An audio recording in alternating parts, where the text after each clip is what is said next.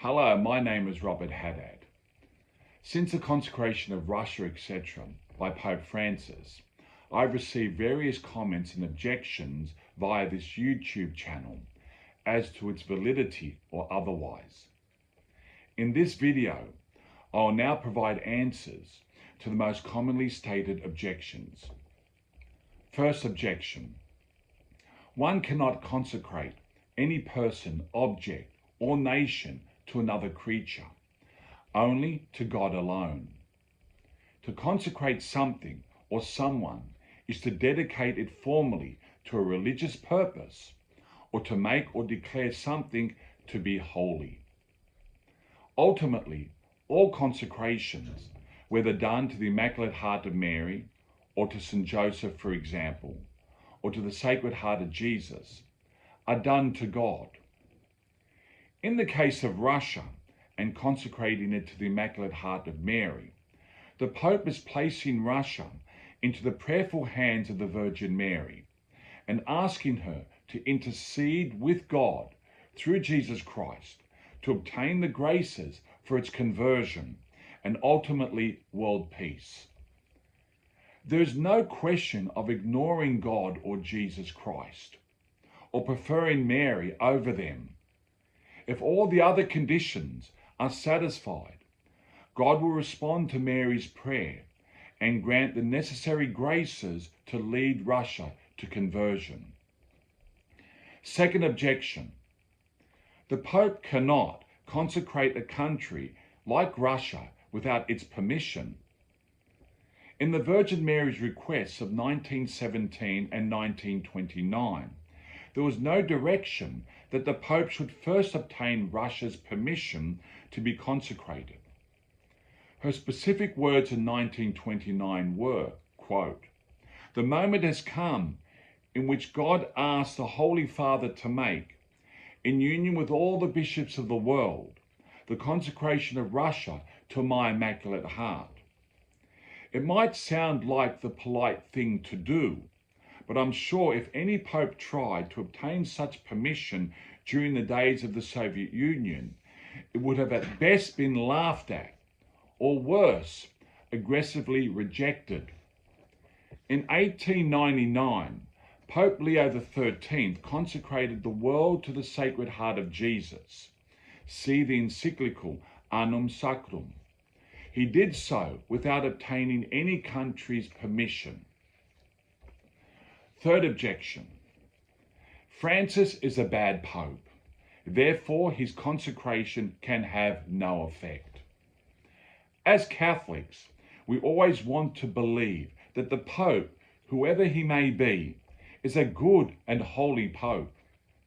Whether Francis is a bad Pope or not is a matter of subjective opinion, and in any case, besides the point. Our Lady simply asked that the Pope consecrate Russia.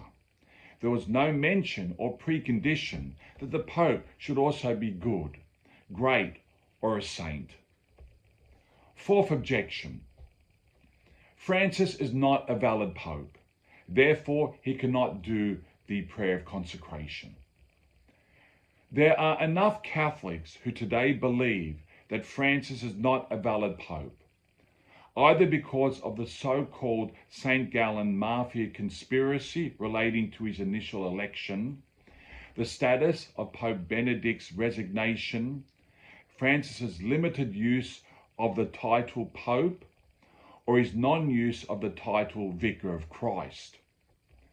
The difficulty here is that no individual Catholic is in a position to make a definitive decision against Pope Francis's papal authority. For my part, in the absence of any authoritative decision to the contrary, and together with the vast majority of the Catholic world, I hold Francis is currently Pope without question, and therefore eligible to make the consecration performed on the 25th of March. In any case, for those who believe that Pope Benedict Emeritus is still the Pope, he himself personally participated in the prayer of consecration. So even from the perspective of the so-called benevacantists, it could still be said that the Pope consecrated Russia. Fifth objection. Pope Francis needed to command all the bishops of the world to participate, not merely invite them. This objection has been the subject of a lot of discussion. I've tried to find an authoritative statement to support the claim that Our Lady entreated the Pope to command rather than invite the bishops of the world to join with him in the prayer of consecration, but I've so far found none. Again, Our Lady in 1929 simply said, quote, "The moment has come in which God asked the Holy Father to make, in union with all the bishops of the world, the consecration of Russia." There is no mention of command or any other similar term. At best, the advocates for such a view claim that Sister Lucia made statements to this effect, at least twice. Even if she did, such statements do not form part of Our Lady's original request, and are probably in the realm of advice to the Pope as to how to best get all the bishops of the world on board with heaven's wishes. In any case, would a command rather than an invitation have ensured the participation of all the world's bishops? Probably not, knowing the mindset of certain bishops against any and all things Marian today. Sixth objection. The consecration will not achieve any conversion of Russia, as not all the bishops of the world participated. The number of bishops who participated in Pope Francis's prayer of consecration on the 25th of March was without doubt much greater than any previous consecration. It is difficult at this stage to calculate the precise number of bishops who participated, but we do know that the bishops' conferences of the following countries participated: the whole of Latin America, the United States of America, the bishops' conferences of the European Community, England, Wales and Ireland, the Philippines, India, the Caribbean, Ukraine, Spain, Slovakia, Nicaragua, Kazakhstan, Singapore and Australia. In Africa, Nigeria, Zambia, Benin, Cameroon and the island of Mauritius. Yes, Our Lady did request that all the bishops of the world join with the Pope in the prayer of consecration. Does that mean literally every living bishop without exception? Or at least a great moral majority of them? Probably the latter. There would always be some bishops who would be either incapacitated, imprisoned and therefore unaware, or even ignore the Pope's request. I do not believe that God will allow these limited exceptions to negate the willing obedience of the vast majority of bishops. Only time will tell if God was satisfied with the number of bishops who participated. Seventh objection. Pope Francis should have specifically mentioned Our Lady of Fatima in his prayer of consecration. He did not, so his act of consecration has no connection to Fatima. Pope Francis did establish a clear connection with Our Lady of Fatima by having His Eminence Cardinal Krajewski, Apostolic Almoner, perform the same prayer of consecration on the same day in Fatima, Portugal.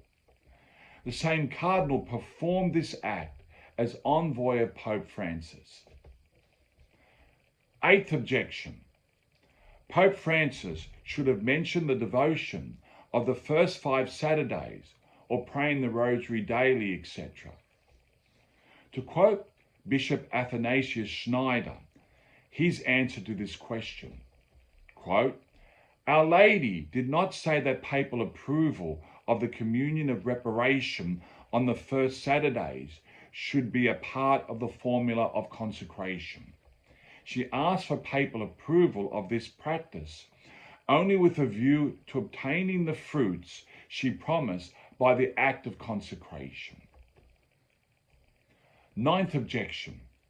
This consecration was not necessary, as Pope St. John Paul II already did it in 1984.